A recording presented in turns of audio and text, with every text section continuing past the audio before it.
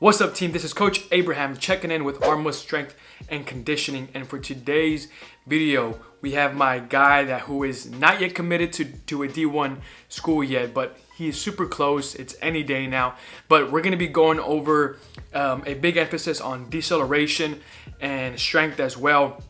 And I just wanted to note that for this specific phase that we're in, we're going into almost like a maintenance phase. The last phase was a more power oriented phase, so something very intense. So now we're gonna kind of drop the intensity and focus more on like the movement patterns and still have a good quality session. We're not gonna do any plyometrics as well for this session. And again, just focusing on movement, deceleration, right? Like I tell my athletes, you can't have a speed of a Ferrari, but then have brakes like a Honda or a Hyundai, right? You need to make sure that you also have Ferrari brakes, meaning if you have both of those qualities, you're gonna be able to decelerate fast and then be able to explode away. So guys, without giving out too much detail right now, let's just get straight into the video. Yeah, top of the morning, I know that you thought I was dormant. Woke up early from shots that was swarming the block.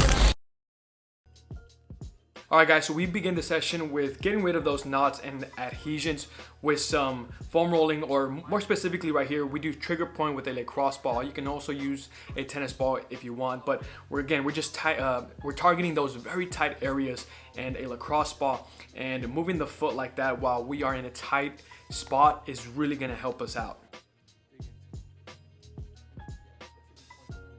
Up next, gonna go into our prehab, and we're doing some 90-90, and I always forget the name of these. I'm gonna have the name right here. But essentially, he's gonna be in that 90-90 position, and he's gonna circle out for about 8 seconds. His goal is to stay up tall, and like you can see, this is very tough. Very good for that hip mobility. So up next, we're focusing on bringing the core and that pelvo-lumbar region all together, which is why I love to do these shoulder elevated glute bridge marches. Getting the hip forward, lateral, just warming everything up. And I'm not gonna show you guys the full dynamic warm up. It's pretty basic stuff, but I am gonna show you the world's greatest stretch. It's called the world's greatest stretch for a reason. Go ahead and try it out next time during or before your next session. Once we get everything going, he's primed, the warm-up is done. Again, this was not the full warm-up. We're gonna go on to some resisted push to bases, so really just focusing on that lateral power while he is resisted, okay? What's super important, this is not a jump, guys. This is a lateral push. Think of it like this. If the grass is 1 inch tall, okay, whenever you push away, your cleats are gonna slide and skim the grass the whole time. So again, you wanna be fast, you wanna be explosive. So it's that fake sprint. Yeah. You're here. Right? Okay. I'm gonna sprint that side. No, spike. Back into that base position. Yeah. Oh, just like that. Let's go. Push. Good. Then I'm gonna be picky about, you're doing a false step. False step? A false step is whenever you do this. Okay. Which I think that's valuable, but for this case, lean, because that lean is gonna force you to not do that. Yeah. Okay, because that means that you're already in a good position. Now we're going on to some crossover to bases.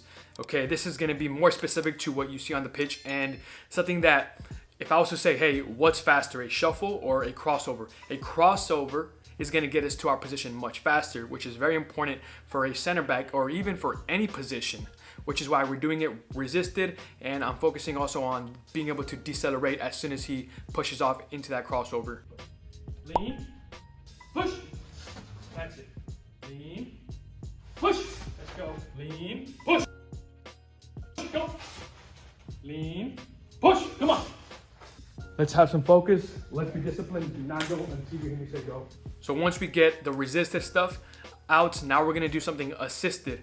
What's very important about the assisted pulls is that whenever he pushes towards me, he's gonna be coming at a faster pace. If he can't ground himself whenever he lands, I'm gonna pull him and he's gonna fall forward, right? So it's his job to decelerate. Like I said, this session is a deceleration focus. So he needs to be able to stop himself and then get ready for the next push. But hey, if you're able to decelerate, I mean, like, how do you think that's gonna transfer to the pitch? Yeah, exactly. Right? Like the best players decelerate the best, right? You know, like if you give a Ferrari Honda brakes, like what do you think is gonna happen? It's gonna crash. It's gonna fucking crash, right? Push it. Push it. Push it. All right, guys, so we did something resisted. We did something assisted with an emphasis on deceleration, right? Now we're gonna go into what I call a free drill, meaning there's gonna be no resistance. And the emphasis, he's gonna be sprinting from one spot to the other, focusing on accelerating fast and powerful, but decelerating even quicker right when he gets to that cone. Why I chose this specific drill right here, and again guys, any of these drills, any position can benefit from it, okay? This does not mean that, hey, just because you're a forward does not mean that you can't benefit from this, all right? But the reason I chose this one right here, if you look at a center back, he's running forwards, and sometimes maybe a ball is being played out behind him, something like that. And what's gonna happen is that center back has to backtrack, and what you will see is he's gonna be running forward, and he's gonna be stepping, boom, decelerating, and now from there, he needs to be able to turn around, which for another session, that's gonna be the next progression, all right? But again, today's emphasis is just decelerating, being able to hold that position and hold it. And then again, now we're gonna progress him in the next session. So super valuable, and I think anybody can benefit from this. All right, guys, going into our strength portion of this workout, okay? So our sessions are usually about 60 to 70 minutes long. There's only so much we can do, so we need to ensure that it's a high quality session. And we're going onto some skater squat eccentrics. I only care about him going down about 3 to 4 seconds. He was averaging about 3 seconds, which I'm completely okay with. He's holding the plates because it's gonna help him counterbalance. All right, and hey, if you have any knee issues, which he doesn't, this is really good because it's gonna minimize that as well, right? I think it's always good that you add some variation to your lifts as well, but the most important part is that you are progressing load, okay, each week or each month. Next, we're going on to some stagger stance Rdls, and as you can see, this is focusing really on one leg. That back leg, think of it like a kickstand, okay? That leg is just assisting him so he doesn't fall, okay? So with this one, we're able to load the lower leg and the back of the legs a whole lot more. It's just a good big bang for your buck exercise.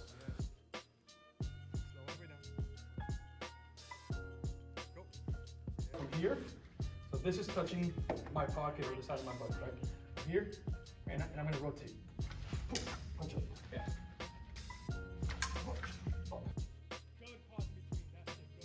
The third exercise, we're working on that fascial sling. From here, what you will notice, this has to be explosive, guys, all right? Everything we do in the gym cannot be slow, okay?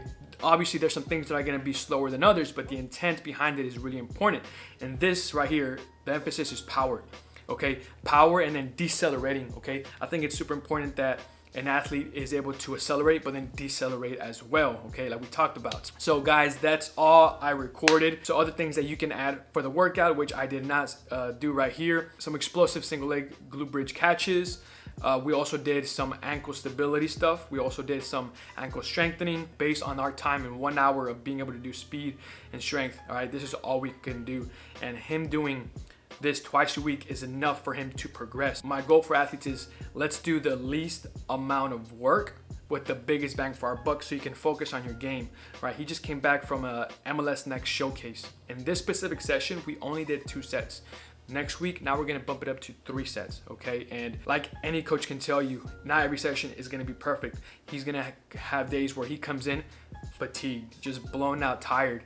Like, okay, what can we do so we can enhance his recovery but still give him a good session? So maybe that session we just focus on strength, not the explosive aspect that's gonna really fatigue that CNS. So guys, that's the life of a strength coach right there. And hey, if you found value in this video, make sure you leave a like, drop a comment, subscribe for more high quality content. Don't forget to check out my training programs, guys. If you want something more specific to you, if you are a college or a professional athlete and want to take your game to the next level, your performance, DM me or send me an email and we can talk a little bit more in depth on what we can do to take your game to the next level. So guys, thank you so much for your support, and I'll see you guys on the next one.